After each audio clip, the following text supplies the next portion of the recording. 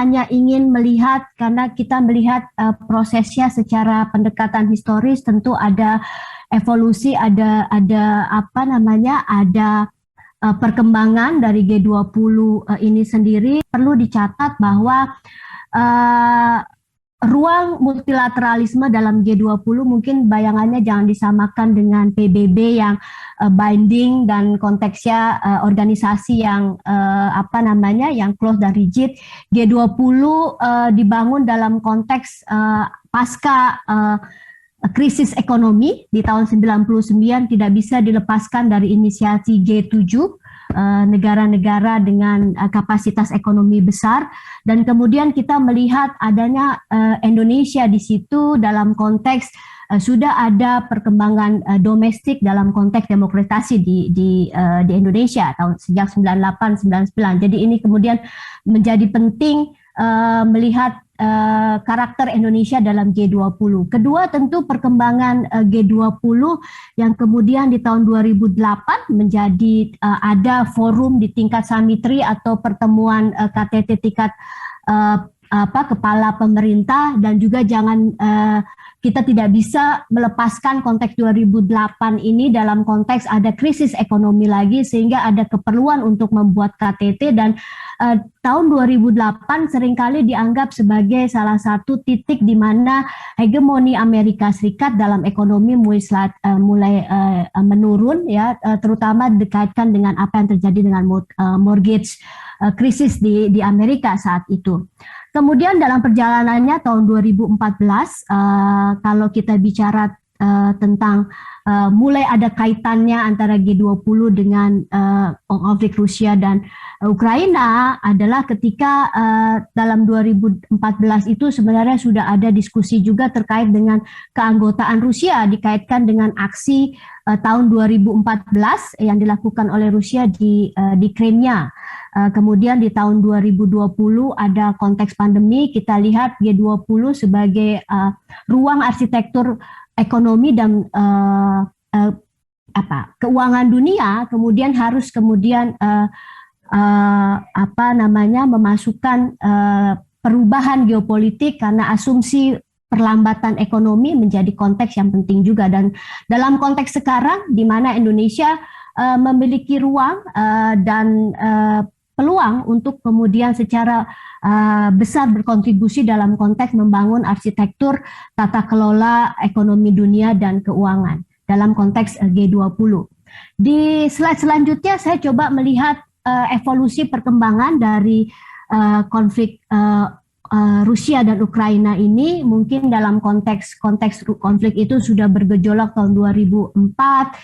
dengan perluasan EU, NATO dan lain-lain. Kemudian tahun 2005 ada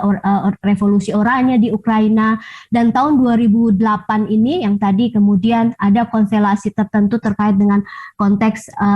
Rusia terhadap negara bagian dari konteks Empire Uni Soviet sebelumnya, ketika pilihan dengan diplomasi koersif dengan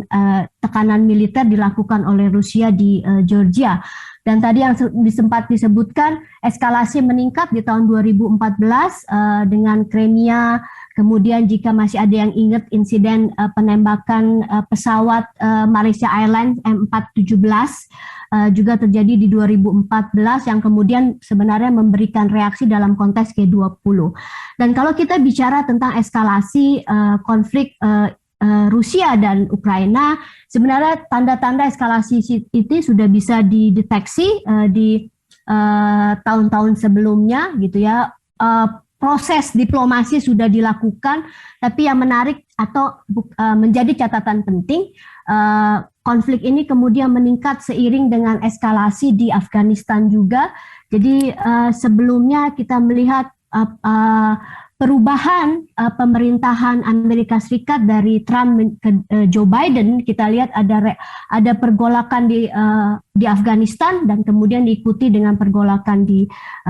Rusia dan Ukraina ini yang patut kemudian dicatat adalah sebenarnya sejak Desember atau Oktober tahun lalu sudah ada upaya-upaya diplomasi sampai akhirnya ada peningkatan eskalasi ketika deployment pasukan baik dari Rusia, dari NATO sudah dilakukan, terakhir Macron juga sudah melakukan, tapi akhirnya di tanggal 24 Februari kita melihat ada pilihan melakukan invasi dengan militer dari Rusia, dan tadi yang sudah disebutkan oleh Mas Anton, reaksi yang ditimbulkan adalah sanksi ekonomi. Dan kalau dalam catatan kami tadi sudah ada dalam konteksnya sebenarnya sanksi ekonomi sudah dilakukan sebelumnya tapi kemudian meningkat dan sekarang sudah ada 9 negara dari anggota G20 yang kemudian menggunakan respon ini untuk pesannya jelas menghentikan pilihan agresi militer Rusia di Ukraina. Nah, dalam dua konteks besar ini, bagaimana kemudian Indonesia memposisikan diri, dan saya kira catatan ini hanya untuk membangun apa yang penting kemudian untuk di-consider. Pertama tentu jika kita bicara tentang prinsip bebas aktif, kemudian memberikan penilaian terhadap nilai bilateral Indonesia dan Rusia dan Indonesia dan Ukraina di satu sisi, ketika kita berada dalam konteks tadi dikotomi antara perang, jelas bahwa secara bilateral dalam konteks sejarah, politik, ekonomi, dan sosial budaya kita memiliki hubungan yang baik. Tadi Mas Anton juga sudah sampaikan ada kepentingan ekonomi, ada proyek-proyek ekonomi yang baik yang dilakukan Indonesia dengan Rusia maupun dengan Ukraina. Bahkan dalam konteks sejarah baik Ukraina memiliki bonding dan kontribusi yang besar di early days of Indonesia Revolution, kemudian Rusia juga di periode 50-an dan 60-an menjadi negara yang strategis saat itu. Nah, dalam konteks ini tentu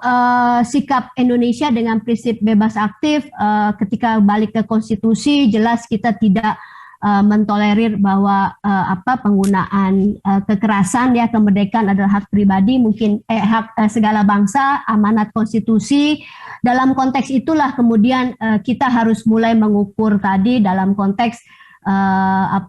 hubungan bilateral ini. Dan konteks kedua yang menjadi konsideran untuk mapping tentu adalah hasil terakhir dari upaya untuk membawa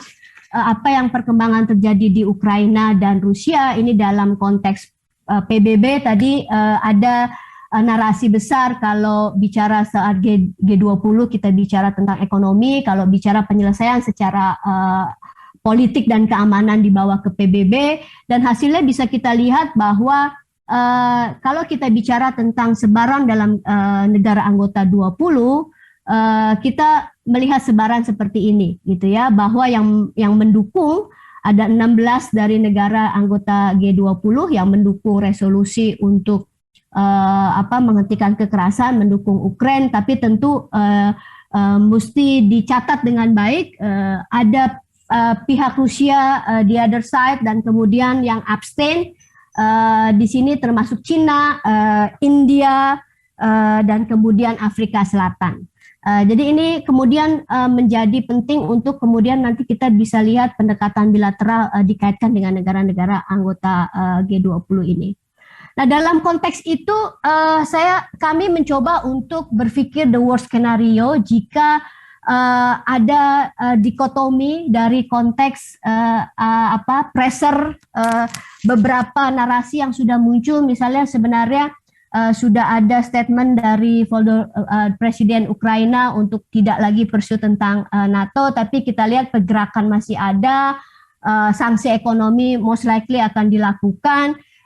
Jadi kalau kita kemudian berpikir dengan worst scenario, walaupun kita berharap rencana sesuai dengan apa yang diharapkan dengan asumsi-asumsi yang dibangun sebelumnya ketika merencanakan presidensi G20, tentu seperti yang disampaikan oleh Mas Anton, upaya untuk memitigasi pendekatan skenario building, selain kemudian melihat peluang dan hambatan, perlu kita mulai exercise karena kalau melihat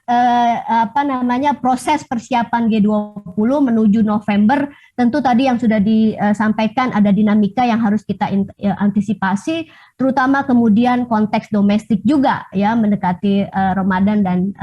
Idul Fitri. Nah, pertama kita mencoba untuk membuat skenario jika sampai ada konteks empty seat, Rusia tidak hadir akibat bagian dari tadi dikotomi, itu juga pernah terjadi di 2014 gitu ya. Kami mencoba untuk melihat di ruang vertikal ini membayangkan Rusia hadir dan tidak hadir, dan kemudian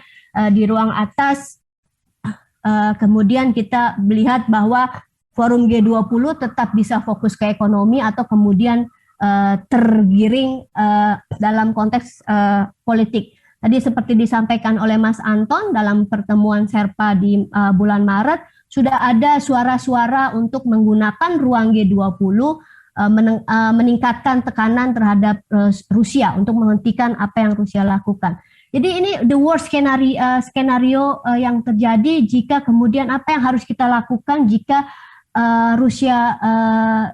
tidak hadir, ya. Tentu ada persoalan dengan legitimasi ketika satu negara tidak hadir. Tadi sudah ada diskusi apakah kemudian namanya jadi G20 atau seperti apa. Tapi konteks ini perlu kita mulai masukkan ya, kira-kira membayangkan di satu sisi kalau Rusia tidak hadir, kemudian konteksnya seperti apa, apakah tetap bisa berjalan ataukah kemudian legitimasi itu berkurang. Selanjutnya yang kemudian kita coba petakan adalah jika G27 tidak hadir, ini most likely mungkin tidak ya, karena nanti mungkin Mas Pur bisa mengelaborasi lebih karena inisiasi di G20 adalah dari G7 ini, tapi kemudian ketika ada skenario ini, itu juga perlu kemudian bagian dari materi yang harus kita perkuat dari upaya-upaya diplomasi untuk menuju persiapan di bulan November. Kenapa ini simulasi ini menjadi penting ya? Karena tadi dikaitkan dengan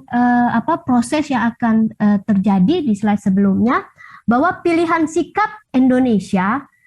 saya menggarisbawahi adalah what Indonesia is willing to do, berarti ini adalah komitmen kapasitas tadi dengan pemetaan yang ada, dengan kapasitas yang ada, menentukan kepentingan nasional kita apa.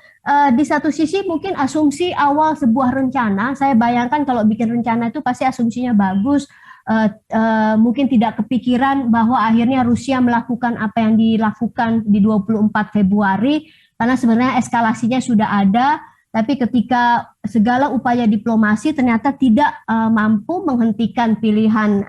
Putin untuk menggunakan invasi, menggunakan koersif diplomasinya dengan militer. Kemudian tentu pilihan ini adalah bagaimana Indonesia bisa dengan prinsip bebas aktifnya bisa menyeimbangkan antara kebutuhan urgensi, terutama tadi pasca pandemi ketika ada perlambatan ekonomi, kemudian ada koreksi APBN yang dan ini mungkin terjadi di negara lain ketika prioritas dialihkan kepada kesehatan gitu ya. Ada kebutuhan urgensi untuk membangun tata ekonomi dan keuangan dunia pasca pandemi, kemudian juga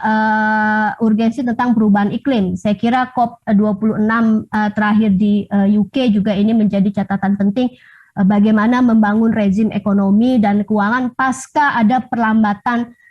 ekonomi. Memori peradaban dunia tentu belum lupa dengan apa yang pernah terjadi ketika pandemi pernah menghantam dunia tahun 1918,